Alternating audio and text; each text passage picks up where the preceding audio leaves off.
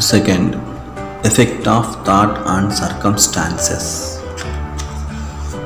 The human will, that force unseen, the offspring of a deathless soul, can hew a way to any goal, though walls of granite intervene. Man's mind may be likened to a garden which may be intelligently cultivated or allowed to run wild, but whether cultivated or neglected, it must and will bring forth. If no useful seeds are put into it, then an abundance of useless weed seeds will fall therein and will continue to produce their kind. Just as a gardener cultivates his plot, keeping it free from weeds and growing the flowers and fruits which he requires, so may a man tend the garden of his mind, weeding out all the wrong, useless, and impure thoughts and cultivating towards perfection the flowers and fruits of right, useful, and pure thoughts. By pursuing this process, a man sooner or later discovers that he is the master gardener of his soul, the director of his life. He also reveals within himself the laws of thought and understands with ever increasing accuracy how the thought forces and mind elements operate in the shaping of his character, circumstances, and destiny. Thought and character are one, and as a character can only manifest and discover itself through environment and circumstance, the outer conditions of a person's life will always be found to be harmoniously related to his inner state. This does not mean that a man's circumstances at any given time are an indication of his entire character, but that those circumstances are so intimately connected with some vital thought element within himself that for the time being they are indispensable to his development.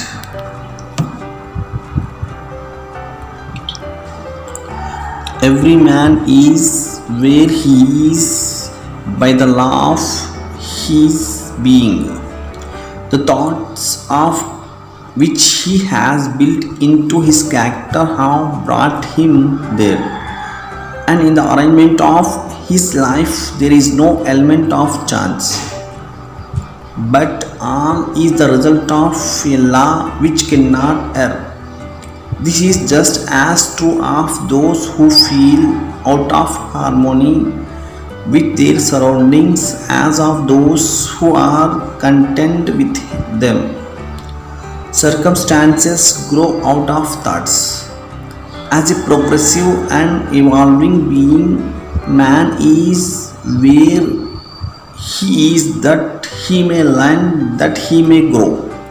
And as he learns the spiritual lesson which any circumstance contains for him, it passes away and gives place to other circumstances.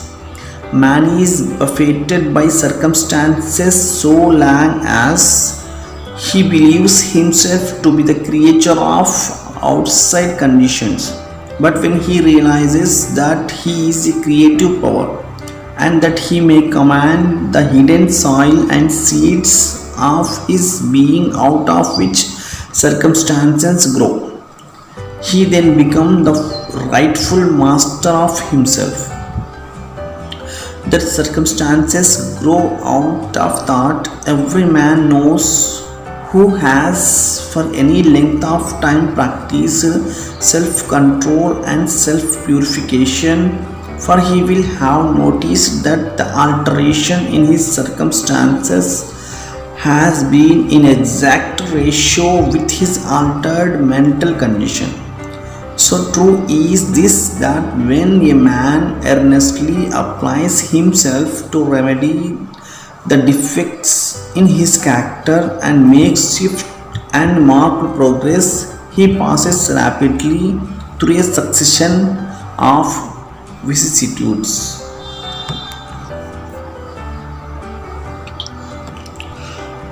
The soul attracts that which it secretly harbors, that which it loves, and also that which it fears. It reaches the height of its cherished aspirations. It falls to the level of its unchastened desires, and circumstances are the means by which the soul receives its own. Every thought seed sown are allowed to fall into the mind and to take root there, produces its own, blossoming sooner or later into act, and bearing its own footage of opportunity of circumstance. Good thoughts bear good fruit, bad thoughts bad fruit. The outer world of circumstance shapes itself to the inner world of thought, and both pleasant and unpleasant external conditions are factors which make for the ultimate good of the individual. As the reaper of his own harvest, man learns both by suffering and bliss. Following the inmost desires, aspirations, thoughts by which he allows himself to be dominated, pursuing the will over the wisps of impure imaginings, and steadfastly walking the highway of strong and high endeavor. A man at last arrives at their fruition and fulfillment in the outer conditions of his life. The laws of growth and adjustment everywhere obtains. Justice is exact. A man does not come to the almshouse or the jail by the tyranny of fate or circumstance, but by the pathway of groveling thoughts and base desires. Nor does a pure minded man fall suddenly into crime by stress of any mere external force. The criminal thought had long been secretly fostered in the heart, and the hour of opportunity revealed its gathered power. Circumstance does not make the man, it reveals him to himself. No such conditions can exist as descending into vice and its attendant sufferings apart from vicious inclinations, or ascending into virtue and its pure happiness without the continued cultivation of virtuous aspirations. And man, therefore, as the Lord and master of thought, is the maker of himself, the shaper and author of environment. Even at birth, the soul comes to its own, and through every step of its earthly pilgrimage, it attracts those combinations of conditions which reveal itself, which are the reflections of its own purity and impurity, its strength and weakness. Men do not attract that which they want, but that which they are. Their whims, fancies, ambitions, and thwarted at every step, but their inmost thoughts and desires are fed with their own food, be it foul or clean. The divinity that shapes our ends is in ourselves.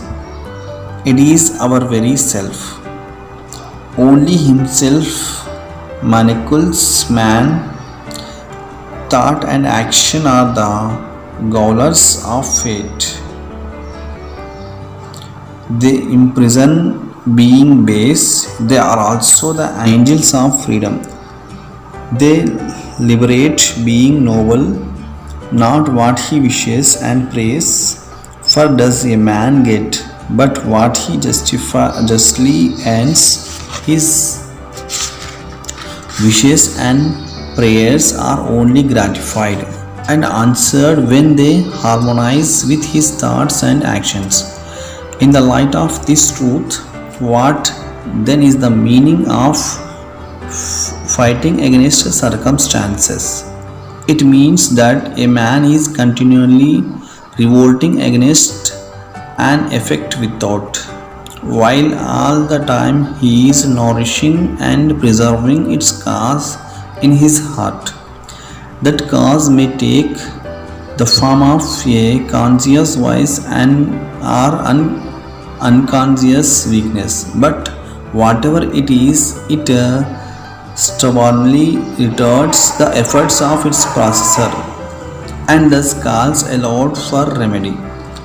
Three examples of ignorance. Men are anxious to improve their circumstances but are unwilling to improve themselves. They therefore remain bound. The man who does not shrink from self crucifixion can never fail to accomplish the object upon which his heart is set. This is as true of earthly as of heavenly things. Even the man whose sole object is to acquire wealth must be prepared to make great personal sacrifices before he can accomplish his object. And how much more so he who would realize a strong and well poised life. Here is a man who is wretchedly poor. He is extremely anxious that his surroundings and home comfort should be improved. At all the time he shrinks his work and considers he is justified in trying to deceive his employer on the ground of the insufficiency of his wages. Such a man does not understand the simplest rudiments of those principles which are the basis of true prosperity, and is not only totally unfitted to rise out his wretchedness, but is actually attracting to himself a still deeper wretchedness by dwelling in and acting out indolent, deceptive and unmanly thoughts. Here is a rich man who is the victim of a painful and persistent disease as the result of gluttony. He is willing to give large sums of money to get rid of it, but he will not sacrifice his gluttonous desires. He wants to gratify his taste for rich and unnatural viands and have his health as well. Such a man is totally unfit to have health because he has not yet learned the first principle of a healthy life. Here is an employer of labor who adopts crooked measures to avoid paying the regulation wage and in the hope of making larger profits reduces the wages of his work pupil. Such a man is altogether unfitted for prosperity, and when he finds himself bankrupt both as regards reputation and riches, he blames circumstances, not knowing that he is the sole author of his condition. I have introduced these three cases merely as illustrative of the truth that man is the causer, though nearly always is unconsciously of his circumstances, and that whilst aiming at a good end, he is continually frustrating its accomplishment by encouraging thoughts and desires which cannot possibly harmonize with that end. Such cases could be multiplied and varied almost indefinitely, but this is not necessary, as the reader can, if he so resolves, trace the action of the laws of thought in his own mind and life, and until this is done, mere external facts cannot serve as a ground of reasoning. Good cannot produce evil.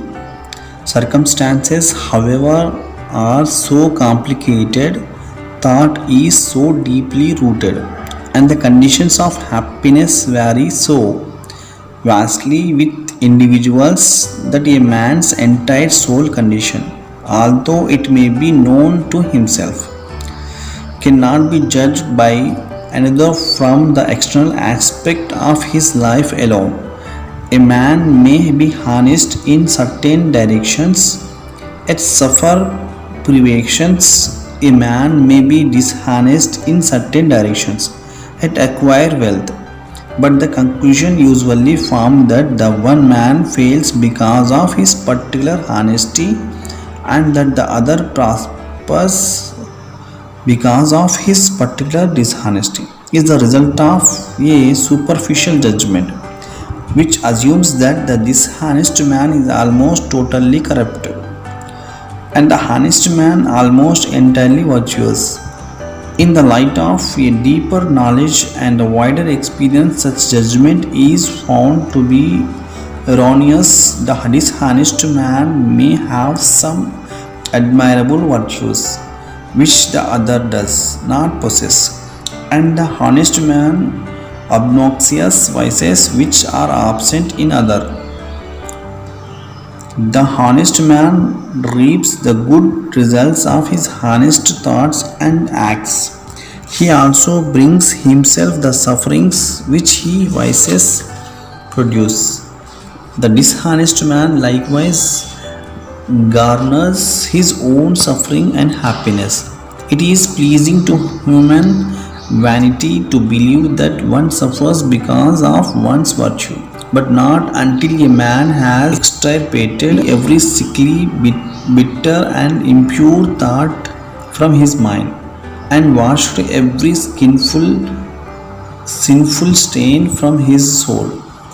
Can he be in a position to know and declare that his sufferings are the result of his good and not of his bad qualities, and on the way to it long before he has reached that supreme perfection? He will have found working in his mind and life the great law which is absolutely just and which cannot therefore give good for evil, evil for good. Possessed of such knowledge, he will then know, looking back upon his past ignorance and blindness, that his life is and always was justly ordered, and that all his past experiences, good and bad, were the equitable outworking of his evolving yet unevolved self.